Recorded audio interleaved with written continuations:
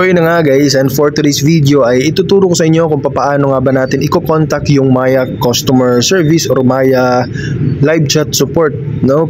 If ever na meron tayong mga katanungan or meron tayong concern tungkol sa Maya account natin. So in this video, malalaman mo kung paano natin sila i-contact. So syempre, bago natin simulan yung video natin, make it sure na nakasubscribe kayo dito sa channel natin.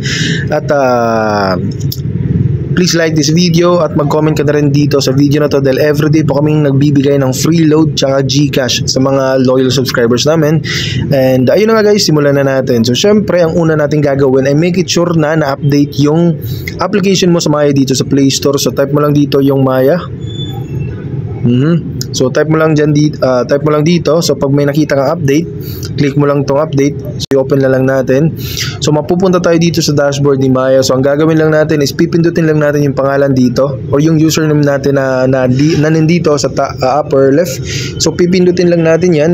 At syempre scroll down kayo dito guys at piliin nyo yung get help. So pag pinindot nyo yung get help, makikita natin dito, okay, iba't ibang mga question or iba't ibang mga concern ng mga customers din. Okay? So nilalagay nila dito. So scroll down kayo dito sa pinakababa at pindutin mo itong chat with us. So makikita nyo dito kung paano nga ba natin paano nga ba tayo mako-connect dun sa live chat support nila. So sinasabi dito, hold tight at hinihintay pa nila or ayun, naglo-load pa.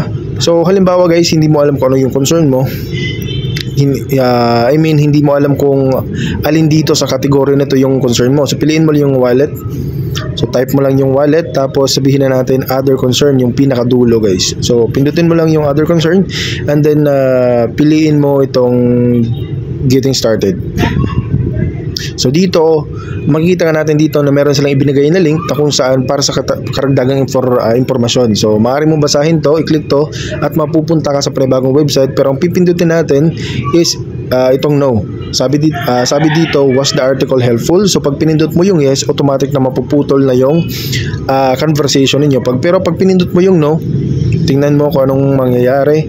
Ayan, meron tayong makita dito tatlong option, raise a ticket, chat with an agent, tsaka end chat. So pag pinindot natin tong chat with an agent, ayan, tinatanong naman tayo kung gusto ba nating i-pursue. So pindutin natin yung yes at hihintayin lang natin na i-reconnect tayo dun sa available agent dito sa Maya.